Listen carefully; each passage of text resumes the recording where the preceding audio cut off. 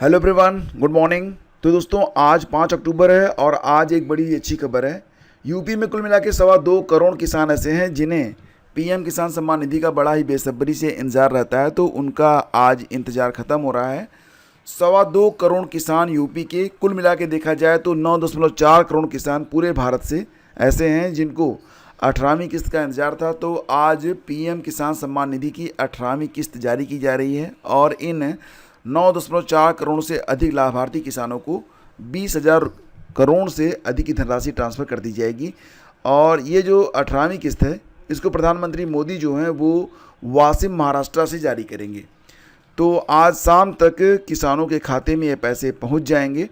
जैसा कि आप लोग जानते हैं कि यूपी में सर्वाधिक 2.25 करोड़ किसान ऐसे हैं जिनको इस योजना का लाभ मिलता है। और यहाँ पर आप देख सकते हैं कि कुल मिला के जो किसानों की संख्या है ऑल ओवर कंट्रीज में वो 9.4 करोड़ है, जिसमें यूपी में कुल मिला के देखा जाए तो 2.25 करोड़ किसान ऐसे हैं जिनको 4,985.49 करोड़ रुपए की राशि आज उनके खाते में आ जाएगी। तो फ्रेंड्स, देश भर के 9.51 करोड़ किसानों के खातों में यह पैसे भेजे जाएंगे और कुल मिला के 20,552 करोड़ रुपए की राशि पहुंच जाएगी। तो देखो फ्रेंड्स, यहाँ पर कुछ किसानों के खाते में, जिनके खाते में पैसे नहीं आते हैं, उनको कहा गया कि आप लोग अपना जो है KYC की प्रक्रिया जो है पूरी करवा लें। तो इसको आप सहज सेवा पर जाकर भी और सेल्फ भी, जो ये वेबसाइट आप देख पा रहे हैं, इसी वेबसाइट पर यहाँ पर आप क्लिक करेंगे, KYC वाला ऑप्शन यहाँ पर आप क्लिक करेंगे और इसके बाद बस आपको अपना आधार नंबर डालना है, सर्च करना है, आपका नाम आ जाएगा। इसके बाद OTP डालना है और वेरीफाई कर लेना है। और उसके बाद जो हो सकता है यही किस्त मिल जाए आपको। अगर ये किस्त नहीं मिलती है तो फिर आगामी जो किस्त होगी वो आनी आपके खाते में स्टार्ट हो जाएगी, ठीक है। और फिर भी नहीं आती तो अपना जो अकाउंट है उसको देख लीजिएगा, क्योंकि बहुत सारे लोग ऐसे भी हैं जिनके अकाउंट में आधार नंबर लिंक नहीं है। और आधार नंबर लिंक है तो सीडिंग नहीं हुई है। जब तक आधार नंबर लिंक और सीडिंग दोनों प्रक्रिया पूरी नहीं होती है तब तक खाते में पैसा नहीं आ पाता है।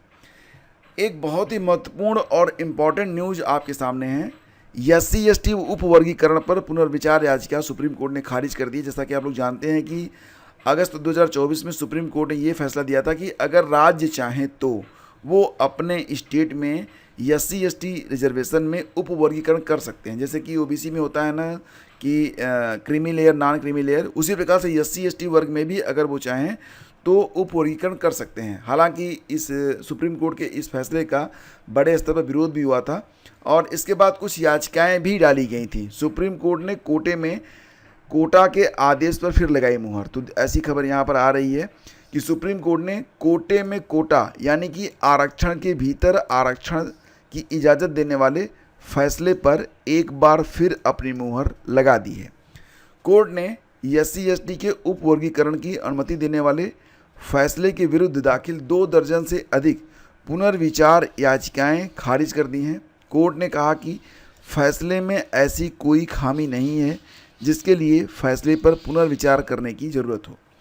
इसमें प्रधान न्यायाधीश DY चंद्रचूड़, BR गवई, विक्रम नाथ, बेला S त्रिवेदी, पंकज मित्तल, मनोज मिश्रा और सतीश चंद्र शर्मा की संविधान पीठ ने 1 अगस्त के फैसले के विरुद्ध दाखिल थुमति रवि समेत विभिन्न पुनर्विचार याचिकाएं खारिज करते हुए अपने 24 सितंबर के आदेश में यह बात कही है। इसे शुक्रवार को अपलोड किया गया। शीर्ष अदालत ने उन याचिकाओं को भी खारिज कर दिया है जिसमें पुनर्विचार याचिकाओं को खुली अदालत में सूचीबद्ध करने की मांग की गई थी। तो ये एक बहुत ही इम्पोर्टेंट न्यूज़ है जिसमें यह कहा जा रहा है कि सुप्रीम कोर्ट ने पुनः ये बात कही है कि अगर राज्य सरकार चाहें तो SC/ST वर्ग में उप वर्गीकरण कर सकते हैं, जैसे कि OBC में किया गया है, क्रीमी नॉन क्रीमी लेयर, ठीक है। आगे बढ़ते हैं।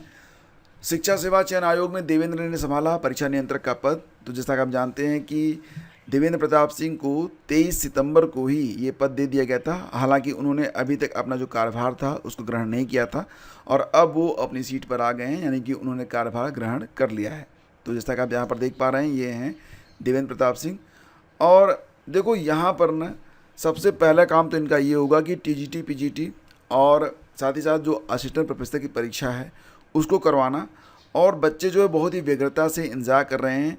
कम से कम अगर डेट नहीं बता सकते तो महीना तो बता दीजिए कि टीजीटी पीजीटी की परीक्षाएं कब तक हो पाएंगी, साथ ही साथ असिस्टेंट प्रोफेसर की परीक्षा कब तक हो पाएगी। ये बहुत ही इम्पॉर्टेंट है और बहुत ही व्यग्रता से जो बच्चे हैं वो वेट कर रहे हैं। फिलहाल अभी जो परीक्षा नियंत्रक हैं वो आ गए हैं और अध्यक्ष की नियुक्ति भी हो चुकी है, तो ऐसे में अब उम्मीद जगती है कि आने वाले समय में आपको एग्ज़ाम कैलेंडर देखने को मिल सकता है। और एक अच्छी खबर और भी है कि दीपावली पर 1.86 करोड़ परिवारों को मुफ्त सिलेंडर मिलेगा। तो जितने भी लोग उज्ज्वला योजना के अंतर्गत अपना सिलेंडर लिए हुए हैं, गैस सिलेंडर जिनको मिला हुआ है उज्ज्वला योजना के अंतर्गत, वो जैसे ही अपना सिलेंडर जो है फिल करवाएंगे और पैसे जमा करेंगे, उनके खाते में वो जो पैसे हैं वो वापस आ जाएंगे। तो कुल मिला के 1.86 करोड़ ऐसे हैं जिनको उज्ज्वला के अंतर्गत ये सिलेंडर बांटे गए हैं और ये एक अच्छी पहल है। प्रदेश सरकार हर साल होली और दीपावली पर उज्ज्वला योजना के लाभार्थियों को यह उपहार देती है। तो जिनके खाते आधार से प्रमाणित होंगे उनके सिलेंडर खरीदते ही इसके दाम की भरपाई उनके खातों में कर दी जाएगी। मैक्सिमम 3 दिनों में जो पैसा होगा उसका भुगतान आपको कर दिया जाएगा। मतलब आप सिलेंडर लेंगे तो 3 दिनों में पूरा पैसा आपके खाते में आ जाएगा। और लोक सेवा अधिकरण के खाली पद 2 माह में भरे सरकार, हाई कोर्ट ने ऐसा कहा है। कोर्ट ने पूछा है कि पद खाली होने के 6 माह पहले ही शुरू क्यों नहीं होती है नियुक्ति प्रक्रिया। तो फ्रेंड्स, यहाँ पर बात ये हो रही है कि अधिकरणों के सुचारू रहने से हाई कोर्ट पर जो दबाव होता है वो कम बनता है और कहा गया कि 6 माह पहले ही नियुक्ति प्रक्रिया पूरी करें, ताकि जो समय पर ये प्रक्रिया पूरी हो सके और यहाँ पर कोर्ट पर अतिरिक्त दबाव न बने। प्रदेश लोक सेवा अधिकरण में खाली पदों पर हाई कोर्ट की लखनऊ पीठ ने सख्त रुख अपनाया है।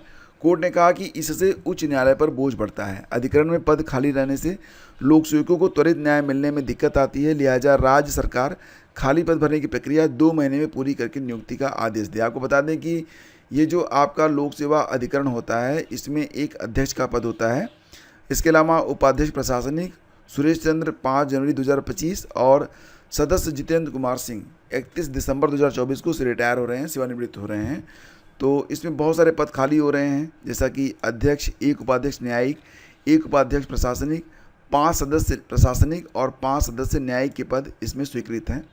तो उपाध्यक्ष के 4 सदस्य न्यायिक और 4 सदस्य प्रशासनिक और पदों के लिए 12 जून को विज्ञापन जो था प्रकाशित किया गया था।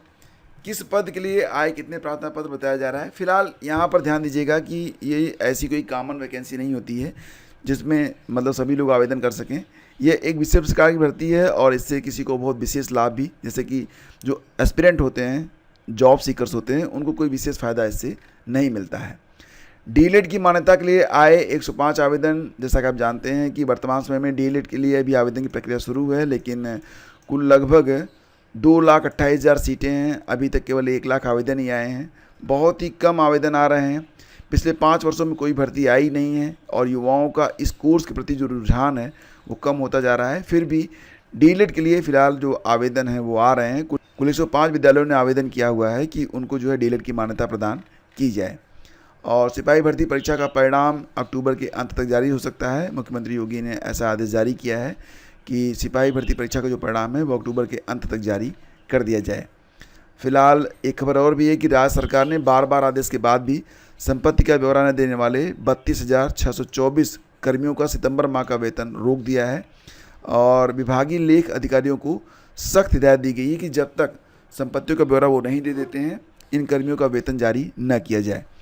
तो यहाँ पर कार्मिक विभाग के आदेश के बाद वेतन रोके जाने से राजकर्मियों में हड़कंप मच गया है। बताया जा रहा है कि कर्मियों ने अनुरोध करना शुरू कर दिया है कि उन्हें कुछ मौका दे दें, वो जल्द ही अपनी संपत्तियों का ब्यौरा जो है सार्वजनिक कर देंगे।